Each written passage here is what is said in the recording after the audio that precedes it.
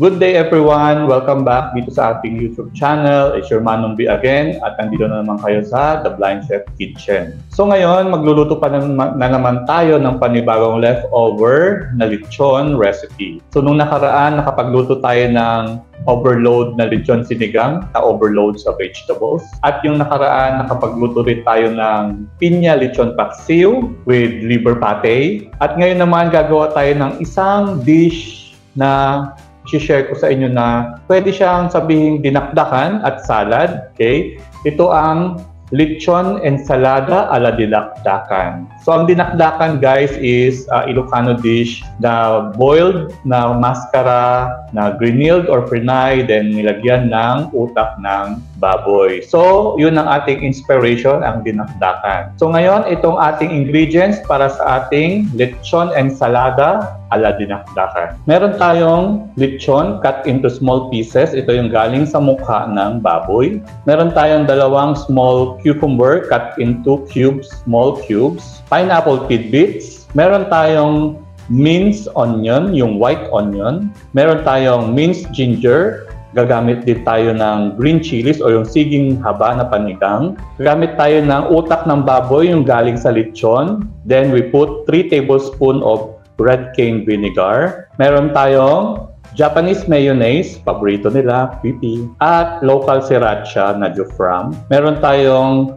freshly squeezed na 4 na kalamansi. At salt, iodized salt, and black pepper to taste. So ayan, napakita ko na yung mga ingredients ng ating lechon ensalada ala dinakdakan. At ngayon, maghahalo-halo na tayo. So, as you can see, wala akong kalan. So, kasi I pop up na lang itong leftover lechon sa microwave. Or if wala naman kayong microwave, pwede nyo man siyang i-saute sa pan. Pero if you want to add salt, you can do it. Pero ako, pinop up ko lang to sa microwave. So ngayon, maglalagay na tayo ng first yung ating dressing. Gagawa tayo ng dressing. Lalagay na natin yung Japanese mayo.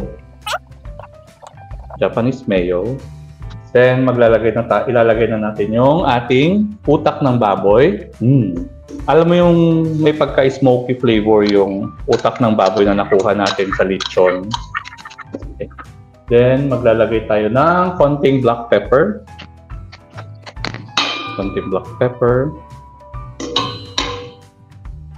Gamit tayo ng kamay. Okay. Konti lang. Lalagay tayo ng iodized salt. Siguro a teaspoon of iodized salt. Mga 2 pinch yan. Isang squeeze ng sriracha. Okay? So, i-close nyo muna. Shake. Then, isang squeeze lang. Yan. Then, i-mix muna natin ito ating dressing na ginagawa.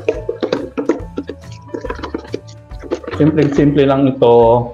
Kung minsan nagsasawa na kayo sa luto ng lechon, so gawa tayo ng paandar, di ba? So naamoy ko pa yung smokiness ng utak ng lechon. After that, we will put our mga veggies or mga pandagdag like our pineapples. Maglalagay na rin tayo ng ating calamansi juice. Lalagay na rin natin ang ating minced white onions,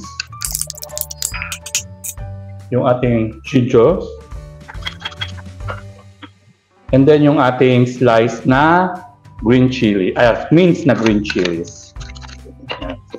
Mix lang. So bago natin ilagay yung ibang remaining ingredients, titikman ko muna itong ating ginawang dressing. So I will add konti pang yung ating calamansi juice. Konti na lang. Then ilalagay na natin yung ating cucumber at yung ating lechon. Yan. Di ba mix lang, walang luto-luto. Mix lang natin to mabuti na ma-incorporate yung ating dressing, yung ating dinakdakang style dressing.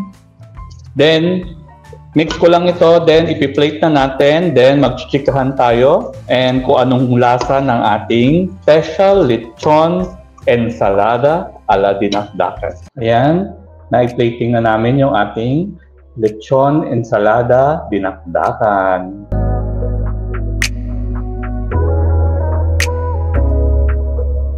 So ayan mga kabusog, na plating, ayan na, nakita nyo na, diba? Nakaka-excite. Siyempre, kakaibang paandar para sa mga leftover na lechon. So ngayon, titikman na natin yung ating ginawa. Kanina tinikman ko na siya. So may layers na siya ng flavor. So tikman natin sa gilid. Isang konting kutsara lang. Okay.